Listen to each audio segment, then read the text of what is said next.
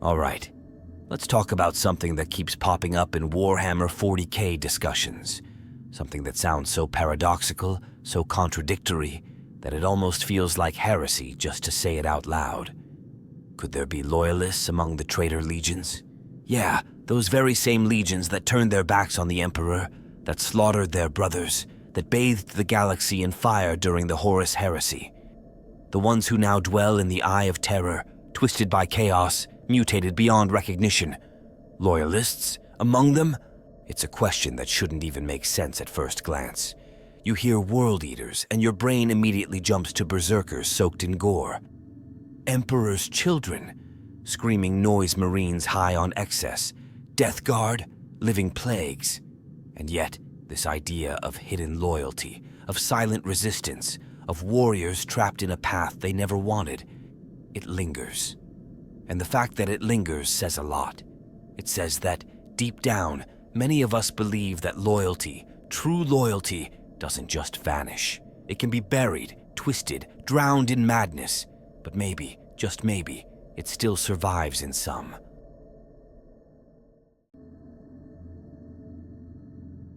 This isn't just a crackpot fan theory born from Reddit threads and Black Library over-analysis. It's a topic that tugs at one of the most potent emotional threads in Warhammer lore: tragedy. The idea that some of the Emperor's sons might have remained faithful, even when surrounded by treachery, is heartbreaking, powerful, and fascinating. That's why we talk about it. That's why we need to talk about it. Because if even one warrior among the traitor legions still carries that flicker of Imperial truth in his heart, then maybe the galaxy isn't entirely beyond saving. So let's unravel this together. Let's dig into the legends, the lore, the whispers, and the grim fates of those who might have stayed loyal, even while the rest of their brothers fell into darkness. Before the galaxy was split open by the Horus heresy, before the warp swallowed entire legions and chaos claimed the sons of the Emperor, the traitor legions were just that, legions.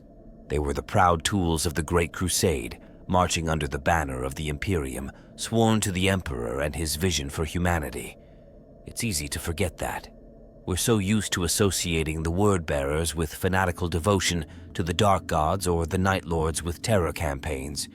But there was a time, long, bloody, and complex, when these warriors believed in unity, order, and something greater than themselves.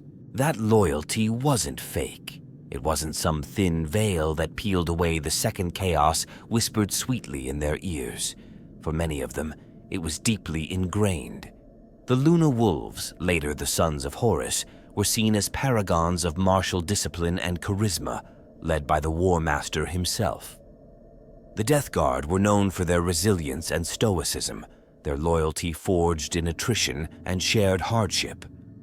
Even the Emperor's children, so obsessed with perfection, took that obsession from a place of genuine admiration for the Emperor. They weren't seeking to surpass him out of malice. They wanted to be worthy of him. There's something heartbreaking in that, when you think about where they ended up. Now, were there cracks even back then? Sure, nothing in the Imperium is ever that simple. The word-bearers, for instance, had already been reprimanded for their obsession with religion and ceremony. Lorgar was humiliated during the raising of Monarchia, and that emotional wound never healed. But it's important to understand that for many within the Legion, that punishment didn't immediately shatter their faith in the Emperor. Some believed their Primarch had gone too far, others accepted the punishment as necessary. It wasn't a unanimous shift into rebellion. It was a long slide, uneven and painful. And then you look at legions like the Iron Warriors. They were cold, calculating, obsessed with siegecraft and results. Their bitterness toward the more glamorous legions like the Imperial Fists simmered beneath the surface, but they still fought for the Imperium. They still bled and died to bring worlds into compliance. There were captains and sergeants who truly believed that, even if their efforts went unrecognized, they were doing the right thing. That sense of duty doesn't just vanish. It can curdle, yes. It can twist into resentment, but it doesn't disappear overnight. The Night Lords are another fascinating case. Even before the heresy, they were already walking a morally gray line. They used fear as a weapon, even against civilian populations, and they weren't exactly beloved by their allies. But they hated chaos. Most of them didn't even fall to it in the traditional sense. They turned on the Imperium because they saw it as hypocritical and corrupt, not because they wanted to kneel to the dark gods. There are many theories among fans that if Kurz had been handled differently, if someone had understood him or tempered his extremism, the Night Lords could have remained a loyal, if terrifying, force. And then there's the Alpha Legion, that eternal question mark. Even during the Great Crusade, they were aloof and secretive. Their motivations were unclear, and they seemed to operate on a different plane from the rest of the legions. Some fan theories argue they were never truly loyal or traitor, just always acting according to some hidden logic. Others believe Alpharius and Omegon were playing a long con from the beginning, loyal to the Emperor in a way no one else could understand. Whether that's true or not, it opens the door to the idea that individual legionaries might have been caught between layers of loyalty, questioning everything, but still clinging to a sense of purpose. We also can't ignore the role of the Primarchs in shaping their sons. The relationship between a legion and its Primarch was often more intense than with the Emperor himself. So when a Primarch turned, many legionaries followed, not because they wanted to rebel against the Imperium, but because their father figure, their god king in all but name, was going in that direction. It's that emotional dependency that makes the concept of loyalists within traitor legions even more compelling. Imagine being a line trooper in the World Eaters, realizing Angron has snapped, that your brothers are going feral, and still trying to hold on to your old oaths. That's not just loyalty, that's tragedy. There are whispers too, accounts buried in old lore, short stories, obscure audio dramas that hint at warriors who hesitated, who didn't agree, who went along with the heresy not out of belief, but because they saw no other way. Some died early, betrayed by their own brothers. Some may have faked allegiance, waiting for a chance to escape or sabotage from within. Others might have slowly broken, crushed under the weight of contradiction. All of this matters because it paints a picture of the traitor legions not as monolithic blocks of evil, but as fractured human forces, full of doubt, fear, hope, and pain. And in that fractured space, in those cracks between loyalty and betrayal, the seeds of hidden loyalists could take root, not just as a gimmick or a fan theory, but as a very real, very sad possibility. The picture of the pre-heresy legions is one of impossible unity, at least on the surface. We look back now, from the hindsight of 10,000 years of blood and betrayal, and we can see all the fault lines that were already there. But at the time, during the height of the Great Crusade, the Legiones Astartes were the beating heart of the Emperor's grand vision. They weren't just tools of war. They were his sons, his champions, his hope for a unified human future. And for the most part, they believed in that vision. Even the legions that would go on to become the most reviled names in Imperial history once stood tall beneath the banner of unity. That's what makes the heresy so gut-wrenching. These weren't always monsters. The word-bearers didn't start out as raving zealots. They were scholars, philosophers, warriors who believed in purpose. Their reverence for the Emperor might have been misguided, but it was sincere. It was Lorgar's desperate need for divine meaning that steered them toward damnation. But before that, they fought with dignity. You can imagine how many of them must have been torn when their path shifted. Some probably saw what was coming and recoiled. The tragedy is, once your Primarch makes a decision, you're either with him or you're dead. Same goes for the World Eaters. We think of them now as Khorne's rabid dogs, all chain axes and skulls. But back then, they were brutal, sure, but there was a kind of honor in their directness. They didn't play politics. They didn't posture. They were the fist that ended resistance quickly, decisively. The nails, the psycho-augmentations that drove them into madness, weren't even something they asked for. It was forced on them by Angron, a broken soul who never truly accepted his place among the Primarchs. And not every legionary wanted them. Not every World Eater wanted to be reduced to a beast. That divide mattered. Even in a legion like that, some warriors tried to resist what they were becoming. You can see it in how they acted before the heresy. Those tensions were already brewing. And the Emperor's children, oh man, that one stings. They were perfectionists, obsessed with aesthetic and martial elegance, but at their core was an intense love for the Emperor. They wanted to be the living ideal of what an Astartes should be, not for pride, but out of respect.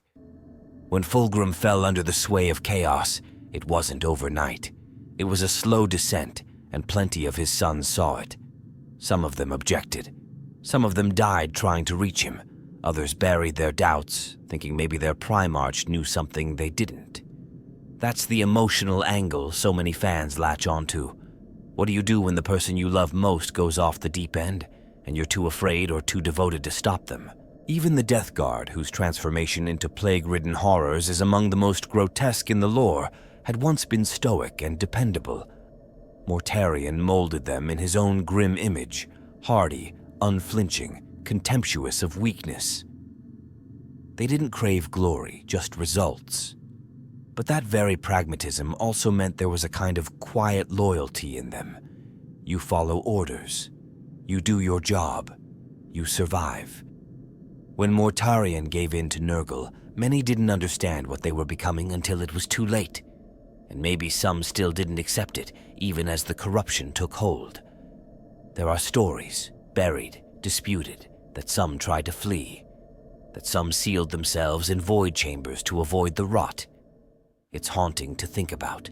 The same goes for the Thousand Sons. Their damnation was practically preordained. They were scholars, psychers, truth-seekers, and they were punished for their very nature. The burning of Prospero wasn't just a military action. It was a betrayal, a shattering of trust. So yes, the Legion turned to chaos, but it wasn't driven by a lust for power. It was desperation. It was survival. And that means some of them may never have truly stopped believing in the Emperor. They just couldn't return to him. That's a painful nuance that often gets lost in the noise of war. There's a huge portion of the fan base that sees the Thousand Sons not as villains, but as victims. Let's not forget the traitor legions were vast, and unity was never total. Even during the Crusade, you had ideological conflicts, personal rivalries, and different approaches to warfare that caused friction. Some companies were closer to the imperial ideal than others.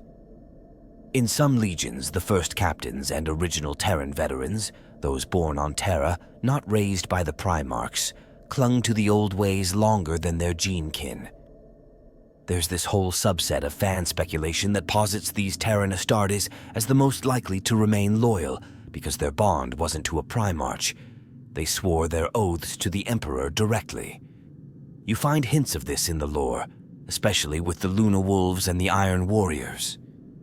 When the tide of rebellion came, these warriors were already questioning things. Maybe some chose to disappear rather than betray or die. So yeah, before the heresy, the picture wasn't clean-cut. These legions weren't inherently evil, and not every Marine marched willingly into treachery. The seeds of doubt, resistance, and individual thought were already there. That's why the notion of loyalists among the traitor legions isn't just fan fiction. It's a logical consequence of the emotional and ideological complexity that always existed within the legions. They weren't all monsters. They were soldiers, brothers, sons. And some of them might have never stopped believing, no matter what colors their armor took on later. Once the heresy actually began, those early cracks, those tensions and doubts that had simmered beneath the surface, ripped wide open. And not just between legions, but within them. The galaxy remembers the Horus heresy as a war of betrayal, of brother turning against brother. But people often forget just how personal that was. This wasn't just some mass shift where entire legions woke up one day and declared, "Yeah, let's follow the War Master now." It was messier, bloodier, full of second-guessing, whispers, and hesitation. And it left behind a trail of shattered loyalties and broken oaths that still echo 10,000 years later. One of the most fascinating things about this period is how many individuals didn't agree with their legion's path. Take Argol Tal from the Word Bearers. He's one of the most tragically complex figures in the whole damn heresy. He loved Lorgar. He was loyal to his brothers. But when he saw what they were becoming, when he realized just how deep chaos had sunk its claws into his legion, he was devastated. He wasn't some raving lunatic frothing at the mouth for demonic power. He was thoughtful, haunted. He knew they were falling, and he still went along with it, torn between duty and horror. Some fans see him as a victim of inevitability, others as a coward who should have resisted. But no one denies the pain behind his choices. That pain is what makes him feel real. And then there's Garviel Loken. Oh man, Loken. He's basically the poster child for loyalists who stayed true while everything around them burned. A captain of the Luna Wolves who saw Horus not just as a leader but as a hero, a brother. When Horus turned, it wasn't just betrayal, it was heartbreak. Loken didn't turn with him. He questioned it. He fought it. He was labeled a traitor by his own brothers for refusing to betray the Emperor. That moment, when he stands against Abaddon and the Mournival, it's one of the rawest moments in the lore. And he wasn't alone. Tarak Torgadin and other Luna Wolves hesitated. Not everyone fell in line. The internal rifts in the Sons of Horus were as brutal as the battles they fought. These aren't isolated examples either. Look at the Night Lords. That legion was a psychological battlefield even before the heresy kicked off. They weren't exactly team players, and their hatred for the hypocrisy of the Imperium ran deep. But that didn't mean they were pro-chaos. Far from it. Many of them loathed the Dark Gods, even during the heresy. There's an almost nihilistic edge to their rebellion. They didn't trust the Imperium, but they didn't worship the ruinous powers either. For many Night Lords, joining the traitor side was less about embracing something new and more about rejecting everything. It left a lot of their warriors in a state of inner conflict. You can feel that energy in Sevatar, first captain of the Night Lords, who openly mocked the demons and rejected the very idea of divine allegiance. He was brutal, sure, but not corrupted. That distinction matters. Even within the Iron Warriors, there were officers who didn't align with Perturabo's bitterness. There's this one character, Barabbas Dantioch, who outright defected and fought for the Loyalists during the heresy. He was Iron Warriors to the core, disciplined, efficient, pragmatic, but he couldn't stomach the betrayal. His story is a quiet one, but powerful. He didn't rally a rebellion or make grand speeches. He just walked away and did what he believed was right. That kind of silent resistance often gets overshadowed in the face of epic battles and massive betrayals, but it's arguably more compelling. The thing is, legions weren't machines. They were made up of individuals, each with their own fears, loyalties, doubts. Some were fanatics, sure. But others were just caught in the middle, watching their worlds collapse. It's a perspective that's not always front and center in the grand narrative of the heresy, but it exists, and it's deeply human. You can almost picture these warriors standing in the ruins of loyalty, trying to decide who to follow, Primarch or Emperor, Brotherhood or Conscience. There are even more subtle cases, like the Alpha Legion. Good luck trying to figure out where anyone in that legion really stood. Alpharius and Omegon may or may not have believed they were serving the Emperor by pretending to be traitors. It's one of the biggest mind games in Warhammer lore. If that's true, then imagine the internal chaos within their ranks. Some Marines probably believed in the ruse, some definitely didn't, and others had no clue what was going on. But regardless of intent, that uncertainty alone creates space for individual loyalty to survive. If no one's sure who the real enemy is, then each warrior becomes his own compass. Fan theories love to dig into these fault lines. There are discussions about hidden cells of loyalist world eaters, isolated groups that refused to fall to Khorne and fled into deep space. Stories, mostly apocryphal, speak of word-bearers who tried to smuggle relics of the Emperor away from burning cathedrals, of Death Guard medics who secretly preserved pre-heresy gene seed, hoping for a day they could return. We can't prove these tales, but that's kind of the point. These aren't just fan wish fulfillment. They reflect a real truth about war, that not everyone agrees, that some resist quietly, and that the line between loyalty and treachery is never as clean as it seems. And maybe that's what makes this whole idea of loyalists among traitors so compelling. It's not about rewriting canon or whitewashing history. It's about exploring the emotional complexity of the heresy. These legions didn't all fall at once. They fractured, they hesitated, they wept. And in those moments, however brief or doomed, some warriors stayed true. Not because it was easy, but because in their hearts, they couldn't be anything else. One of the most haunting parts of this whole idea, the loyalist trapped among traitors, is that it actually happened. Not in some vague, maybe it was true kind of way, but in documented, brutal, gut-wrenching reality. And once you start peeling back the layers, once you really look for those who stayed true to the Emperor, even when surrounded by madness and betrayal, you begin to see just how tragic and human the heresy really was. Let's talk about Naram Shai Murad, a name that doesn't get shouted from the rooftops, but absolutely should be. She's one of the most fascinating characters in the entire lore, a member of the Alpha Legion who remained loyal to the Emperor. Yeah, you read that right. A loyalist Alpha Legionnaire. That combination sounds like a paradox at first, but the more you look at it, the more it makes sense. Her story's wrapped in shadows and secrecy, just like everything else about her legion. She's often described as an agent, a saboteur, someone working from within the Hydra's coils to subvert chaos and serve the true Imperium, not the dogmatic monstrosity it's become, but the vision the Emperor actually intended. Naram's whole existence is a statement. Loyalty can wear many masks. She didn't wave banners or cry out war cries for Terra. She played a long game, operating in the shadows, navigating a world where every ally might be a demon in disguise. The courage that takes? Insane. She wasn't just resisting openly. She was surviving, adapting, and undermining from within. Imagine living every day surrounded by people who'd flay you alive the moment they suspected you still served the Emperor. And yet, she kept going. She didn't turn. She didn't break.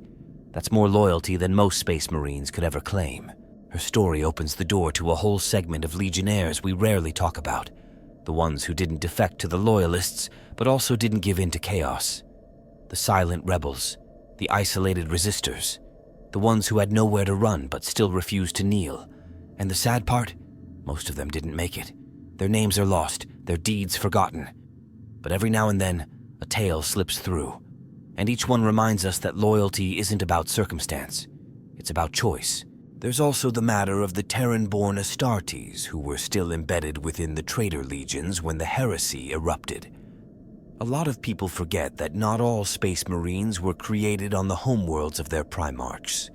Many of the earliest were forged on Terra itself, long before the rediscovery of the Primarchs. Their loyalty wasn't just to their legion, it was to the Emperor, to the idea of the Imperium as it was meant to be.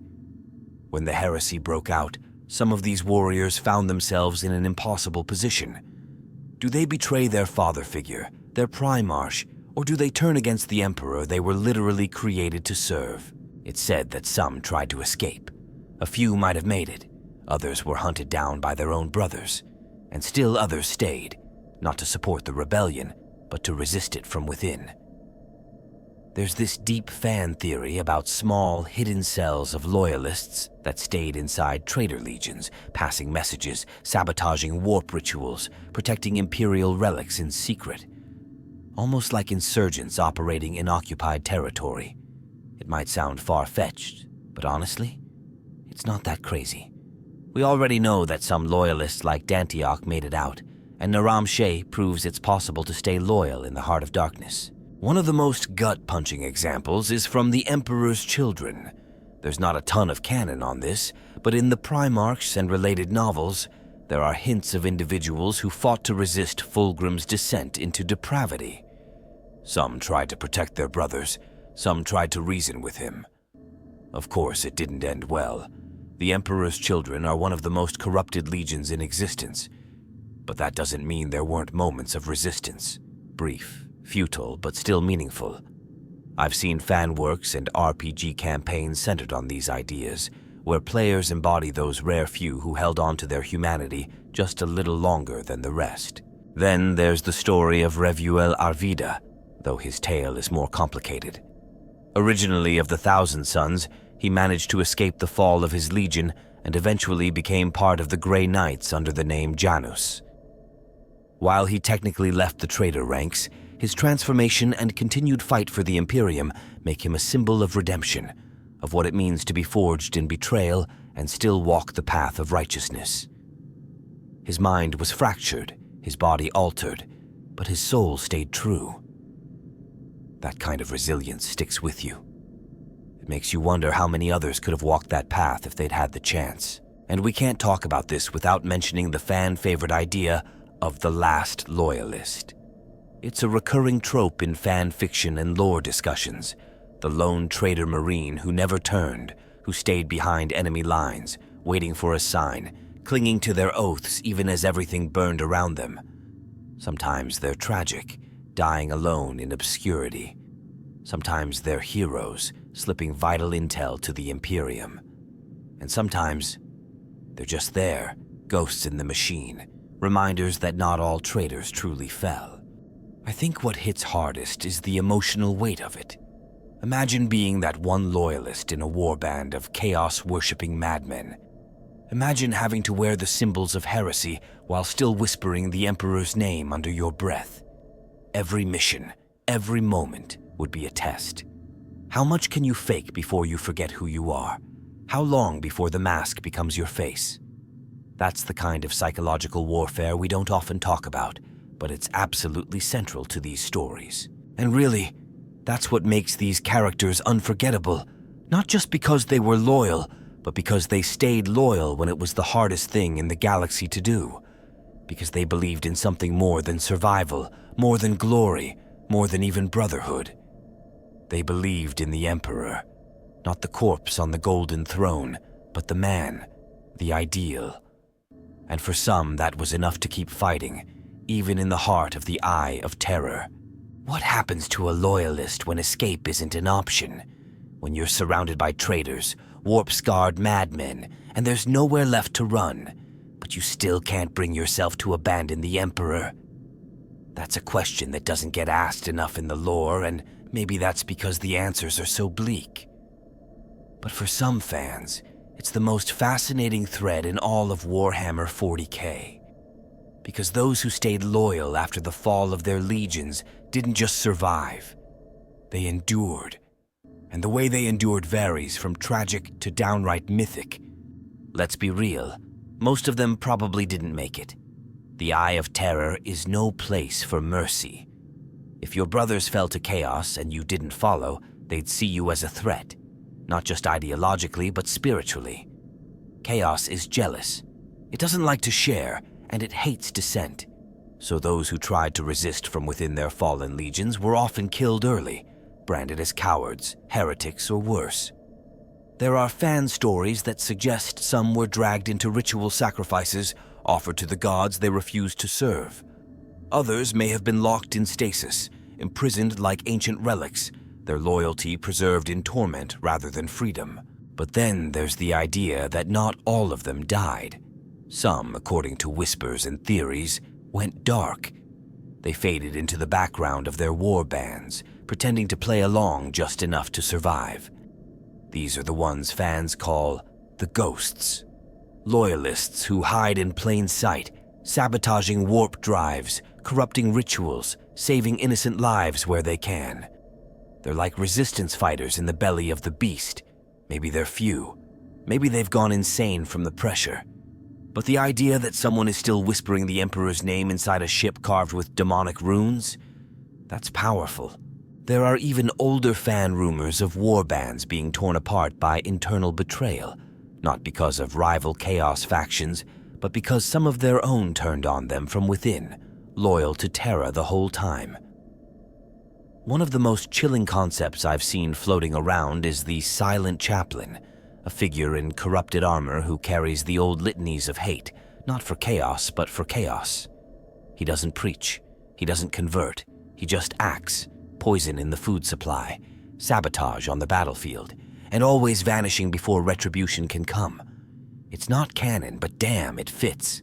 And honestly, how would someone even hold on to their loyalty in that environment? Imagine waking up every day surrounded by demons, by brothers who now wear flesh masks and speak in tongues, and still choosing to serve the Emperor. That's not just faith. It's a kind of madness in itself. A beautiful, burning madness that says, no matter what happens to my body, my soul is mine. Some fans think these loyalists are so obsessed with resisting chaos that they eventually become immune to it, not physically, but spiritually. That their souls are locked down so hard, chaos just slides off. It's a romantic idea, sure, but one that feels earned. Especially when you consider how deeply emotional loyalty in 40K really is. Others think these loyalists eventually become something else entirely. That after centuries of isolation and hiding, they turn into myths, bogeymen for traitor warbands. There's this theory about a world eater known only as the Quiet One, a figure who appears before key battles and assassinates the most chaos-corrupted commanders before fading away. No one knows if he's real, or if he's just a story told to keep new recruits paranoid. But the idea is delicious. That one voice, one blade, still sings the Emperor's song deep in the Eye of Terror. And what if some of them didn't resist alone? What if, over the centuries, small cells formed, hidden enclaves of loyalists deep within traitor fleets or demon worlds, maintaining ancient rites in secret, training in silence, waiting for the day they can strike? That's the dream of a lot of fan campaigns and stories. A tiny shrine to the Emperor hidden behind a false bulkhead. A training hall where the Codex Astartes is still recited like sacred scripture. These aren't full legions, maybe a dozen warriors, maybe fewer, but enough. Enough to matter. Of course, not all of them would stay pure. That's another painful layer to this whole idea. Some loyalists might eventually crack, not by embracing chaos, but by embracing vengeance. They begin by hating chaos, but over time, that hate twists into something indistinguishable from it. They start using the enemy's weapons, saying it's just temporary. They pray to the Emperor, but their actions grow darker. That line blurs. You see this hinted at in the lore with former loyalists who become radical inquisitors or puritans so extreme that they're almost indistinguishable from the traitors they hunt. There's also the emotional fallout to consider. Imagine living like that. Centuries of pretending, of watching your former friends slide deeper into corruption, of being helpless to stop it. That kind of isolation would break anyone. Some fans imagine these loyalists talking to themselves or to the Emperor as if he's right there. Some might start seeing visions, whether they're real or not. And some might just go completely silent, their minds locked in a loop of duty and trauma, like machines powered by purpose alone. But in spite of all that, despite the horror, the loss, the sheer loneliness, there's something kind of inspiring about the idea of these lost loyalists. They're a reminder that in the darkest corners of the galaxy, where everything's gone wrong, someone still remembers the light. Someone still fights, even when no one's watching. They don't need medals. They don't need recognition. Their war is personal, eternal, and deeply, heartbreakingly human. Whether or not any of them are still out there? Who knows? But the idea of it, the hope that not all who fell truly fell, has become part of the fabric of Warhammer 40K. And honestly, I think that says something about the fans too.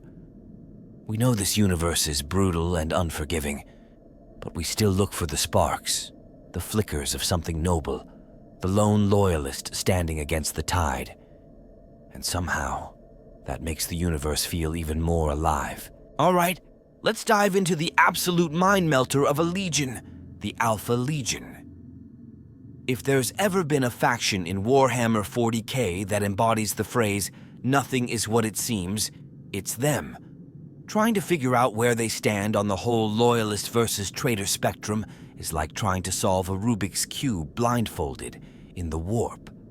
One moment they're killing loyalists, the next they're sabotaging chaos cults, and all the while they're smiling behind those serpent-masked helms like they know something we don't.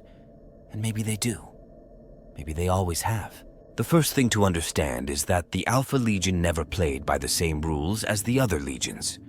While everyone else was storming bastions and planting banners, the Alpha Legion was running information wars, assassinations, double agents, and sabotage operations that even the Officio Assassinorum would respect.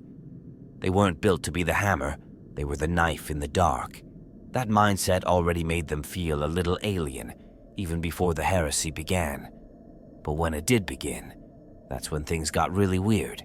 See, there's this long-standing theory, half confirmed, half denied across dozens of books, that Alpharius and Omegon, the Primarch twins of the Legion, didn't truly betray the Emperor. At least not in the traditional sense. According to the Alpharius novel and a few cryptic lines scattered across the lore, the twin Primarchs were approached by agents of the Cabal, a Xenos organization that predicted the future. The Cabal told them that the only way to truly defeat chaos in the long run was to let the Imperium fall. That if Horus won the heresy, chaos would burn itself out in the resulting madness. But if the Emperor won, humanity would become a permanent vessel for the ruinous powers. That was the pitch. And according to some interpretations, Alpharius and Omegon bought it. Now here's where it gets nuts. If that's true, if the Alpha Legion only joined the Traitor cause to secretly ensure the long-term survival of the galaxy, then they're not traitors. They're martyrs. They sacrificed their names, their honor, and the lives of billions to stop something even worse. They became the bad guys on purpose because they believed it was the only way to stop chaos forever. And whether or not you believe that logic, you've got to admit, it's the most Alpha Legion move ever. Loyalty hidden inside betrayal, wrapped in secrecy, smothered in misdirection. But here's the thing. It's not that simple. Because the Alpha Legion is so fractured, so compartmentalized, that even they might not know what side they're on anymore.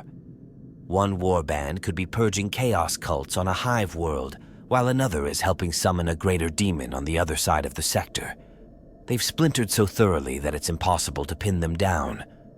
Some fans think this is intentional, that the Alpha Legion embraced chaos in a different way. Not the gods, but the concept. The unpredictability, the potential of a galaxy where nothing is fixed and everything is in motion. And then there are those who think the Legion lost its way long ago, that whatever plan Alpharius had, it died with him, or Omegon, or whichever one it was, depending on who you ask. There's a strong belief in the fandom that the Alpha Legion's original plan, if it ever existed, has decayed into noise. Now, the warbands that still fly the Hydra banner do so out of habit or pride or simple confusion. Some probably think they're still serving the Emperor. Others have no clue. That's what happens when secrecy becomes your only identity. You eventually forget what you were keeping secret in the first place. But here's where it gets really interesting for this whole discussion about loyalists among the traitors. If any legion would have loyalists hidden among its ranks, it's the Alpha Legion. Not just because of their murky allegiance, but because they're built for that kind of infiltration. They're already masters of disguise, of blending in. A loyalist Alpha Legionnaire wouldn't need to hide from his brothers. He'd be one of the brothers doing the hiding. He could operate for decades without anyone suspecting a thing. That's chilling. And kind of brilliant. In fact, there are whispers, some from books, some from fan lore, about Alpha Legion cells embedded inside the Imperium. Like sleeper agents who never activated, or who decided the Imperium needed them more than their Legion did. Some even say that Alpha Legionnaires were responsible for preventing larger-scale chaos incursions by feeding information to Inquisitors or sabotaging traitor fleets from the inside. It's the kind of theory that drives some fans crazy because it blurs every line. Was that victory because of loyal Astartes? Or because the Alpha Legion decided that chaos winning this time would be inconvenient? There's even this wild theory that the Alpha Legion isn't a traitor legion at all, but a kind of rogue loyalist force. Outside the Imperium, yes, but still fighting for humanity in their own warped way. Like a secret police that no one trusts, no one invited, but sometimes shows up and saves the day by doing something utterly horrific. It's unsettling, but it fits. It fits so well it makes you wonder if that was the point all along. The emotional kicker, though, is that we'll probably never know the truth. Not because it's lost, but because that's the nature of the Alpha Legion. Obfuscation is their weapon. They survive by being unknowable, and maybe that's what makes them the perfect mirror to this entire debate. Because at the end of the day, the Alpha Legion doesn't prove that there are loyalists among the traitors. They embody the possibility, the hope that someone, somewhere, still remembers the mission, even if they have to lie, cheat, and kill to see it through. Are they traitors? Maybe. Are they loyalists? Maybe. Are they both? Almost definitely. And that's why we keep coming back to them. Because in a galaxy defined by absolute dogma, the Alpha Legion reminds us that truth is a weapon. And sometimes the most loyal thing you can do is pretend to betray everything. The idea of a traitor legionnaire returning to the Imperium is one of those concepts that makes you stop and really think about what loyalty means in the Warhammer 40K universe. Because, let's be honest, it feels impossible. Once you've turned against the Emperor, once you've taken up arms against your own brothers, consorted with demons, maybe even committed atrocities so vile that entire planets remember your name, you're done, right? There's no going back from that. The Imperium doesn't forgive. The Imperium doesn't redeem. It survives, and survival doesn't leave much room for second chances. But then again, there are cracks in that narrative. Little moments in the lore where the question of redemption doesn't get answered with a bolter to the face. Because as brutal and unyielding as the Imperium is, it's also full of contradictions, of quiet acts of mercy that happen not because they're allowed, but because someone chooses to make them happen. And when you look at the galaxy through that lens, the idea of a returning traitor, of a warrior seeking redemption, starts to feel not just possible, but inevitable. Take the story of Revuel Arvida. Technically, he wasn't a full-blown traitor. He was a member of the Thousand Sons during the burning of Prospero, and through some miracle, or maybe just sheer stubbornness, he escaped the fate of his legion. What makes his story matter is that he didn't just run. He kept fighting. He found his way to the Loyalists, to the White Scars, and eventually became part of the foundation of the Grey Knights. That's about as close to full redemption as it gets.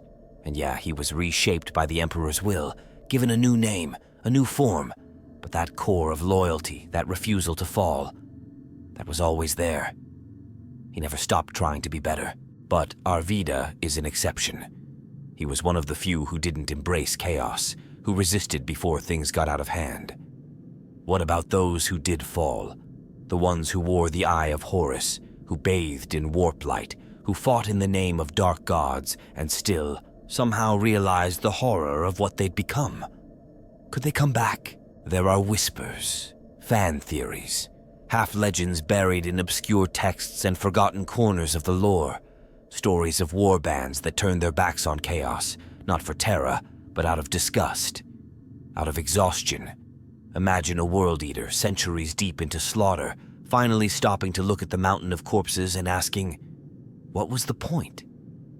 Imagine a Death Guard Marine realizing that the endless decay isn't some divine plan. It's a prison. Some of these warriors don't return to the Imperium per se, but they try to reject chaos. They abandon the gods. They live in exile. Some form renegade factions, hunting other traitors or even demons. It's not redemption as the Imperium would define it, but it's something. Now, how does the Imperium react to this kind of thing? With suspicion, with hatred, with fire. The idea of a former traitor walking back into the fold is offensive to the ecclesiarchy. It's heresy layered on heresy. Even if a Marine truly repents, even if he sacrifices everything to fight against chaos, the sheer stain of what he once was is enough to make most Loyalists turn their guns on him without a second thought. The Imperium doesn't trust. It can't trust. Not in this universe. So even those who do try to return usually do so knowing they'll never be accepted. That kind of loyalty, coming back just to serve, knowing it means death, that's rare and powerful. There are some Inquisitors who entertain the idea of using former traitors as weapons. Radical factions, mostly. They'll take in a Night Lord or a word bearer, bind them with wards, psychic shackles, threats, whatever it takes, and point them like a gun at something worse. It's not redemption. It's exploitation. But sometimes the traitor doesn't mind. Maybe they see it as penance. Maybe they just want to die doing something that matters. One of the most chilling fan concepts I've seen is the idea of a fallen Emperor's children Marine willingly undergoing psycho-conditioning to erase all pleasure from their nervous system, just so they can't fall again. That's not something Chaos would do. That's someone trying, really trying to come back from the edge. But let's not romanticize it too much. For every story like that, there are 1,000 corpses. The path to redemption in 40K is more often a grave than a bridge. And yet, the idea lingers, because there's something deeply human in the thought that even the worst among us might one day see the light again. That even in a galaxy of monsters, the smallest spark of conscience could survive. And maybe that's why the stories keep popping up, in fan art, in role plays, in obscure lore. We want to believe that some of them regret what they did, that some of them wish they could go back. The irony is the Emperor himself might have been the only one who could have allowed it. He wasn't sentimental, but he understood value. If a warrior could still fight for mankind, maybe he'd have allowed it. Maybe not. We'll never know. Now, all that's left is the Imperium, hard, brutal, unyielding. A machine that eats its own and has no time for ghosts, which makes the question of redemption all the more tragic. Because even if it were possible, there's no one left to welcome them home, and yet, the dream persists. In the hearts of fans, in the corners of campaigns, in the whispered idea that somewhere, out in the void, there's a former traitor still fighting for humanity. Not for glory, not for forgiveness, but because it's the only right thing left. Maybe that's the closest thing to redemption 40K will ever allow, and maybe that's enough. One of the most magical, chaotic, and sometimes downright unhinged aspects of the Warhammer 40K fandom is the sheer creativity it breeds. And nowhere is that more apparent than in the stories fans tell about Loyalists hidden among the traitor legions. These aren't just headcanons or throwaway Reddit posts. Some of them are sprawling narratives, campaign characters, or even full novels written by fans who've poured their love and obsession into crafting alternate paths, secret histories, and emotional what-ifs. It's in these tales that you really see the depth of yearning people have for redemption, for complexity, for something beyond the grimdark grind. One of the most beloved fan characters I've ever come across is a former World Eater named Caven, often portrayed as a Marine who refused the butcher's nails. The story usually paints him as a quiet, brutal warrior who fought with his brothers until the madness became too much, until the nails stole not just his pain, but his thoughts, his self. He's not some shining knight. He's scarred, half-broken, a killer by necessity. But he walks away. He fakes his death during a raid and vanishes into the void, where he starts hunting other berserkers. In some versions, he even rescues civilians from the wake of Khorne warbands, not out of mercy, but out of pure defiance. Every skull he denies Khorne is a small rebellion.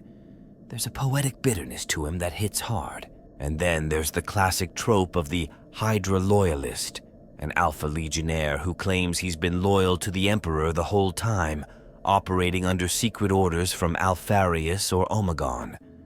These characters pop up in 1,000 forms. Some are manipulative masterminds playing 10-dimensional chess. Others are tragic operatives who've forgotten why they started lying in the first place. What makes them so compelling is the ambiguity. They're always walking this razor's edge between noble purpose and total detachment. Are they heroes? Villains? Even they don't always know. And that honestly feels very true to the spirit of the Alpha Legion. Half the time, these stories end with the characters sacrificing themselves in some dramatic way, burning their cover to save a loyalist fleet or killing a demon prince in secret. No recognition, no reward, just duty. One of the more niche fan creations that's gathered a cult following is a word-bearer named Malcian, said to be a remembrancer turned Marine who followed Lorgar out of love for knowledge, but never embraced chaos. The stories tell of him hiding holy texts of the Imperial truth, preserving them in stasis as the rest of his brothers built dark cathedrals to the gods. He pretends to worship, goes through the motions, but never kneels in his heart. There's something so tragically beautiful about that. A scholar among zealots, reciting the Emperor's words in secret like forbidden poetry. Some versions even have him trying to turn others, to slowly plant the seeds of doubt within the ranks of the fanatics. It's probably doomed, but that's kind of the point. It's the quiet resistance that makes him matter. And then we have the weird stuff. The deep lore Black Library stories, often buried in audio dramas or side texts, that fans latch onto like conspiracy theorists finding patterns in static. One of the most infamous is from the Index Astartes archives, a whisper of a Chaos warband that was destroyed by an unknown enemy, found later with purity seals carved into their ruined armor. No survivors, no explanation. The implication? A loyalist strike force from within the Eye. It's never confirmed, but the idea spiraled into a dozen fan theories. Maybe it was Alpha Legion loyalists. Maybe it was one of the lost Primarchs. Maybe it was something even older. The lack of answers only makes it more delicious. Another odd gem is a background detail in a Forge World campaign book referencing a Night Lord's captain named Seraphin, who disappeared from his warband and was rumored to have joined an Imperial crusade under a false identity. Most dismiss it as a typo or red herring, but there's a vocal group of fans who believe he's real, a loyalist Night Lord who realized too late what his legion had become and decided to fight the monsters he once called brothers. In some interpretations, he even trains initiates in terror tactics, not to spread fear, but to counter it. He teaches them to use the enemy's weapons against them. It's a morally messy narrative, but one that hits that sweet spot of grim-dark redemption.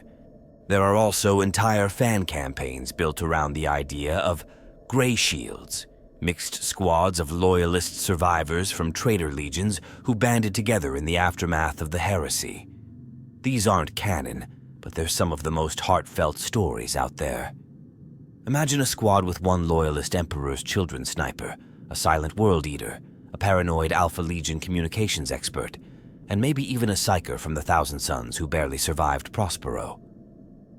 They operate on the edge of Imperial space, untrusted and unwanted, but still fighting to keep humanity alive. Their camaraderie is forged not in shared origin, but in shared exile. It's raw, emotional, and sometimes more 40K than the actual canon. And let's not forget the role of art in all this. There are entire corners of the internet filled with illustrations of battered, half-corrupted Marines scraping the symbols of chaos from their armor. You'll find fan comics of word-bearers who lock themselves in temples to pray to the Emperor in secret. Alpha Legion operatives placing Imperial Aquilas in the rubble after a successful sabotage mission. Even memes reflect this obsession, joking about loyalist Death Guard who just really love hygiene, or world eaters who only kill for cardio. It's dark humor, but it's also telling. We need these stories. They give us breathing room in a setting that so often crushes hope under its heel. What all of this shows is that the idea of loyalists among traitors isn't just lore. It's a kind of collective storytelling impulse, a response to the overwhelming darkness of the setting. Fans cling to the cracks in the concrete, the tiny beams of light that suggest not everyone gave in, not everyone became a monster, and whether those stories end in tragedy, sacrifice, or the rare glimmer of success, they're a testament to something very human, the need to believe that redemption, even in the most cursed corners of the galaxy, is still possible, even if no one's there to witness it. Even if it doesn't change anything, it still matters. In the current era of Warhammer 40K, where the Imperium is cracked but still clinging on, where demon princes rule warp-stretched empires and Guilliman walks among mortals again, the question still lingers. Are there still loyalists among the traitor legions? Not just in legend or memory, but now, right now, in the era of the Dark Imperium and beyond. It feels like the kind of thing that should be long buried, yet every so often, something slips through. A line of dialogue, a strange battle report, a murky data fragment that refuses to fit the expected narrative. And suddenly the old question sparks up again. What if some of them never stopped serving the Emperor? Let's get one thing straight. It's not like Chaos is some unified force. The Traitor Legions aren't clean-cut mirror images of their Loyalist cousins. They're messy, fragmented, and deeply dysfunctional. Even within a single legion like the Word-Bearers or Iron Warriors, there are countless warbands, splinter cells, rival cults, and fringe philosophies. The Eye of Terror doesn't breed cohesion. It breeds chaos in every sense of the word. That alone creates space for ideological drift. Not every former Astartes is sitting on a demon throne chanting litanies to the gods. Some are just surviving. Some are quietly questioning everything. Take the Rubriki of the Thousand Sons. These dust-filled husks trapped in their armor after the rubric of Ahriman are usually seen as mindless automata. But not all of them are. Some lore hints suggest that fragments of their consciousness remain. Ghost thoughts, residual dreams. Could those whispers carry loyalty? Memories of what they were before Prospero burned? Maybe. It's terrifying to imagine. An empty suit of armor still watching, still remembering, still silently mourning the Imperium it once defended. Maybe not fully sentient, but loyal in some deep, tragic, unconscious way. Some fans have run with this idea, painting their rubrici with faded aquilas or old squad markings from the Crusade era. They're not traitors, they're just lost. Then there's the more ambiguous figures, like the Dark Apostles of the Word-Bearers. You'd think these would be the most fanatical of all, right? Walking sermons of chaos. But in some recent lore, particularly in Dark Apostle by Anthony Reynolds, we see something different. Dissent, doubt. There's this undercurrent of existential despair, like even they're not sure if what they're preaching is true anymore. You get the sense that some of them remember what it felt like to believe in something real, something pure, like the Emperor. And they're aware, deep down, that they traded that for something hollow. That cracks the door open. Maybe some of them are still faking it. Maybe some of them are just waiting for a sign. The Night Lords, as always, remain one of the most fascinating gray zones in this conversation. They don't worship the Chaos Gods, not really. Most of them spit on the very idea of divine service. For them, the galaxy is a place to be punished, to be terrorized, but they're not fanatics. They're broken. That distinction matters. Because among the broken, there's always the chance of something else creeping in. A different kind of loyalty. Not to the Imperium, maybe, but to humanity.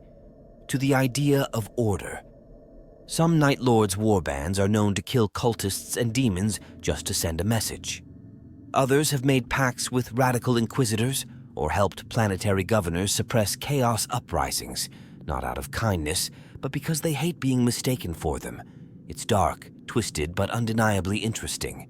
The enemy of my enemy, right? And then there's the renegades, the war bands that refuse to play by either side's rules. Not quite traitor, not quite loyalist. They pop up in campaign books, codices, even in some of the more obscure RPG materials. These groups are often portrayed as self-serving pirates or mercenaries, but there are occasional glimpses of something more. What if one of these groups is led by a Marine who never truly fell? Someone who's been steering his warband away from chaos for centuries, pretending to be just another warlord while secretly working against the Dark God's influence? It's rare, but it fits. And in a setting like 40K, even a sliver of that kind of resistance feels monumental. Fans have even pointed out little anomalies in battle reports or campaign blurbs, incidents where Chaos warbands unexpectedly turned on other traitors or seemed to act in the Imperium's favor with no clear motive. Was it just the warp being weird? Maybe. But maybe not. Maybe someone on the other side still remembers what they were. Maybe a loyal heart beats under layers of corrupted ceramite. And then there's the Inquisition. You better believe they've considered this possibility. They don't talk about it openly, of course they don't, but the Ordo Hereticus has definitely put bullets in the heads of supposed Chaos Marines who acted a little too helpful.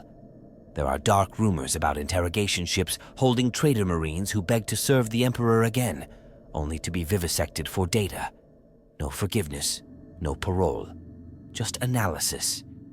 But even that kind of reaction proves something. The possibility of loyal traitors is real enough to make the Imperium nervous. It shows up in the art, too. How many times have you seen fan conversions of Chaos Marines painted in old colors? Faded Luna Wolves, dusty Emperor's children with gold icons buried under grime. There's something deeply emotional about those visuals. They speak to memory, regret, identity. Even the players know that some part of these warriors didn't fall all the way. The era of the Dark Imperium, the return of Guilliman, the rise of the Great Rift. All of this has thrown the galaxy into flux. And in that flux, everything becomes possible again. Maybe, just maybe, there are loyalists hiding among the traitors even now. Watching. Waiting. Fighting silent wars we'll never hear about. And maybe they don't care if they're recognized. Maybe all that matters is that they're still fighting for the Emperor, even if no one else believes they exist. Because in the end, that's the essence of loyalty in the grim darkness of the far future. It doesn't have to be loud. It doesn't have to be rewarded. It just has to endure. This is where the whole thing starts to feel like a knife twisting in your gut.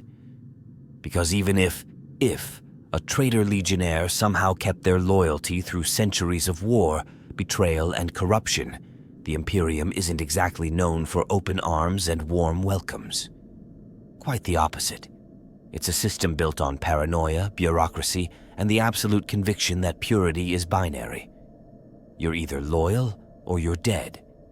There's no middle ground, no room for nuance. So what happens when someone loyal walks back through the fire, bearing scars and blood, and still whispers the Emperor's name? More often than not, they're met not with thanks, but with suspicion, scorn, and a bolt round to the face. Start with the Inquisition. They are the ultimate arbiters of who lives and dies in the Imperium, not because they're always right, but because no one else has the authority to question them. And from the Inquisition's perspective, a loyalist traitor is a contradiction that cannot be allowed to exist. It doesn't matter if that Marine saved an entire world from a demon incursion. It doesn't matter if he has a rosarius full of ancient Terran prayers and gene seed older than Guilliman himself. The moment you admit to having once worn the colors of a traitor legion, you're marked, a risk, a liability, something that could spread doubt. And doubt, in the Imperium, is death. There are stories, again, some canon-adjacent, some fan-sourced, about such individuals being taken by the Ordo Malleus or the Ordo Hereticus, not as allies, as subjects, vivisected, dissected, their minds flayed open by psychers looking for any trace of corruption. The idea isn't to redeem them, it's to understand them just enough to destroy others like them more efficiently. If any knowledge survives the process, it's hidden away, buried in vaults on Terra or one of the inquisitorial fortress worlds, far from the reach of even the most radical scholars.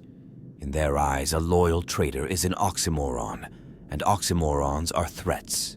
The Adeptus Astartes themselves aren't much more forgiving. Think about what the legions lost during the heresy. Think about the wounds that still haven't healed 10,000 years later. Entire chapters were born out of that trauma, each one drilled to hate the traitor legions with religious intensity. For many of them, it's not just strategic or doctrinal, it's personal. Every Chaos Space Marine is a reminder of brothers lost, of worlds burned, of oaths broken. If a word-bearer walked into a fortress monastery claiming he still served the Emperor, most chapters wouldn't even wait for the full sentence. They'd open fire out of reflex. Even among the more pragmatic chapters, like the Space Wolves or the Salamanders, the idea of redemption isn't part of the Astartes' psyche. They believe in service, sacrifice, loyalty. But fallen loyalty? That's corruption. No matter how noble the intent, if you've once turned against the Emperor, that stain never fully washes away. There might be individual Marines who pause, who hesitate, who wonder. But as a culture, the Astartes are not built to forgive. They're built to end threats. The Adepta Sororitas? Don't even try. The Sisters of Battle have zero tolerance for anything less than absolute purity. For them, faith isn't just doctrine, it's war. It's fire and blade and blood. To them, the only proper penance for a fallen soul is a death so agonizing it might make the Emperor glance your way as you die. If a loyalist traitor crossed paths with a Sister of Battle, even one with a deep sense of compassion, the outcome would likely still be violent. They see themselves as the immune system of the Imperium, burning out the infection, no matter how small or noble it seems. And then there's the regular people, the citizens of the Imperium, billions of souls spread across hive cities, agri-worlds, void stations. They live in fear. Fear of the warp, fear of mutants, fear of their own neighbors turning out to be heretics. Most of them wouldn't even know the difference between a Space Marine and a Chaos Marine until it was too late. If you told a humble hab worker that the monster in the Baroque armor covered in spikes and dried blood was actually a loyalist, they'd laugh, or run, or both. In the Imperial cult, the traitor is a demon, a monster. It doesn't matter what's in his heart. But despite all of this, despite the near certainty of death, scorn, and oblivion, some still try. And that's what gets me. That's what hurts in a good way. The tragedy of the loyalist traitor isn't just that they're unrecognized. It's that they know they won't be. And they act anyway. They fight alone. They wear old colors. They carve the Aquila into hidden walls or recite prayers in silence. They don't do it for reward. They do it because something in them refuses to die. A spark of devotion that survived the Eye of Terror, the Long War, the fall of everything. And maybe, in the deepest, most distant corners of the Imperium, someone sees them and hesitates. Doesn't shoot, doesn't report, just wonders. Some fans think there might be secret orders within the Inquisition, hidden cells that do believe in redemption, that collect these rare loyalists, that use them, maybe even try to help them heal. It's a romantic idea, but not without precedent. The Inquisition is fractured. Where there's a Puritan, there's always a radical balancing him out. Maybe one of them sees the value in a traitor who turned back. Maybe someone even believes that the Emperor would too. But until then, the galaxy remains the same. Cold, unforgiving, suspicious of anything that doesn't fit neatly into the categories of loyal and damned. And those few souls who tread that razor's edge, who still serve the Emperor from within the shadows of the traitor legions, they'll never find peace. Only purpose. Only resistance. Only the bitter satisfaction of staying true in a universe that no longer recognizes what truth even looks like. Sometimes I wonder if the idea of loyalists among the traitors is less about the legions themselves and more about us, the fans, the readers, the players who keep coming back to this universe no matter how bleak it gets. Because in a way, this question is a kind of rebellion against the setting's most famous mantra, that in the grim darkness of the far future, there is only war, no hope, no forgiveness, no second chances. And yet here we are, imagining just that, asking what if over and over again. What if one of the traitors still remembers what it meant to serve something greater? What if someone turned back from the edge? And let's be honest, part of the reason we cling to that idea is because it hurts, in the best way. Warhammer 40K is full of brutality and madness, but these stories, the ones about lost loyalty and hidden redemption, they give it all emotional depth. It's easy to hate a demon prince. It's harder when you realize he used to be someone like Garviel Loken, someone who stood on a wall and said no when everyone else said yes. The fall only means something if there was something worth falling from. And the idea that some never truly fell at all, that they carried the light with them even as they drowned, that's what hits you right in the chest. There's a theory I love, one that comes up every now and then in fan circles. It goes like this. What if the Emperor knew some of his sons would turn? What if he allowed it, not because he wanted them to, but because he believed that even in betrayal, there would be some who'd still carry out his will? That maybe, just maybe, his vision didn't die at Istvan or Terra, but was kept alive in secret, through forgotten operatives, through ghosts hiding behind the masks of traitors. It's wild, I know, and it might be reaching.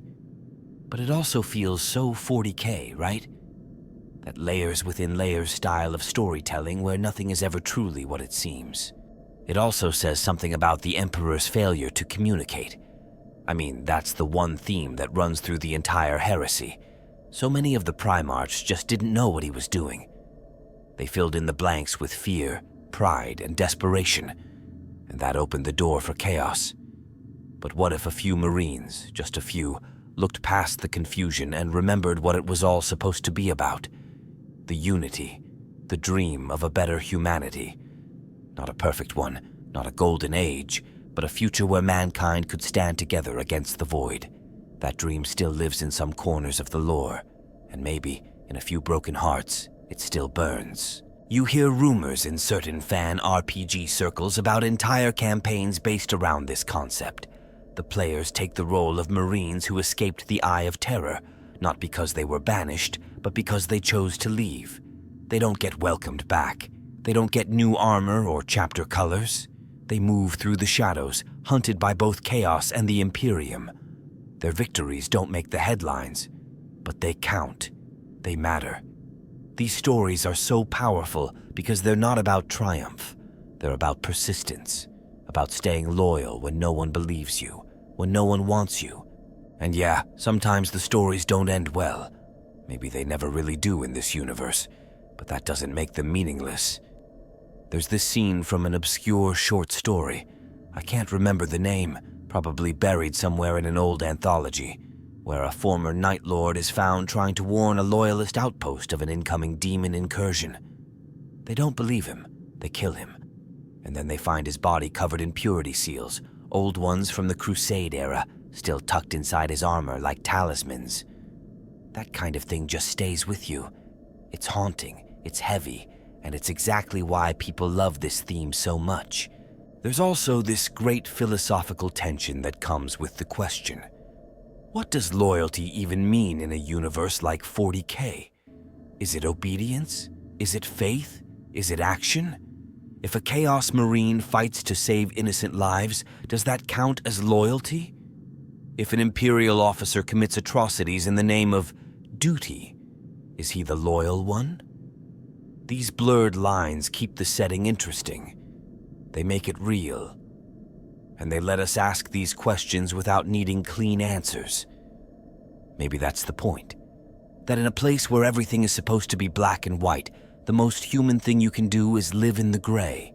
I've always believed that the best Warhammer stories are the ones that leave you with more questions than answers, that stay with you, unsettled, unresolved. And this whole discussion of loyalists among traitors is a perfect example of that. Because even if we never get a straight-up confirmation in the lore, even if the books never give us a clean arc where a traitor is forgiven and embraced, the very possibility of it means everything. It gives depth to the fall. It gives meaning to resistance. It makes the grimdark hurt a little more, and in that pain we find something beautiful. So yeah, maybe the answer will always be a half-whispered maybe. Maybe they're out there. Maybe they're not. But in a galaxy where the light of the Emperor is so often buried under fanaticism and fire, the thought that someone chose to keep it alive, that's the kind of story that makes all the darkness worth exploring. So after all this, after peeling back 10,000 years of war, betrayal, and fire-drenched loyalty, where do we land? Are there still loyalists among the traitor legions? I think the answer is both yes and no. Not yes in the way that makes for a happy ending, and not no in the way that lets us dismiss the idea and walk away clean. It's more complicated than that. Because Warhammer 40K isn't a setting of clear truths or easy answers. It's a place where loyalty can rot, where corruption can wear a smile, where even the purest souls get dragged into the dirt. But still, among all that horror, there are flickers, moments, individuals. There have been loyalists among the traitor legions, that much is certain. Some of them died quietly, killed by their own brothers. Some went rogue. Some fought from the shadows, pretending to serve chaos while working against it. Others were twisted, broken, and reassembled into something barely recognizable. but that spark of devotion still burned inside. And maybe, just maybe, a few are still out there right now, wearing the wrong colors, saying the right words when no one's listening, fighting a war no one knows about, not for glory, not for redemption, but simply because they still believe. And I think that's the heart of it, the tragedy and the beauty of it. These aren't clean-cut heroes. These are broken men in broken armor, walking through a broken galaxy and still choosing to hold the line. Not because they expect to be forgiven, not because anyone will remember their names, but because to them, it still matters. Loyalty isn't just a banner or a tattoo or a battle cry. It's a decision you make over and over again, even when no one's watching.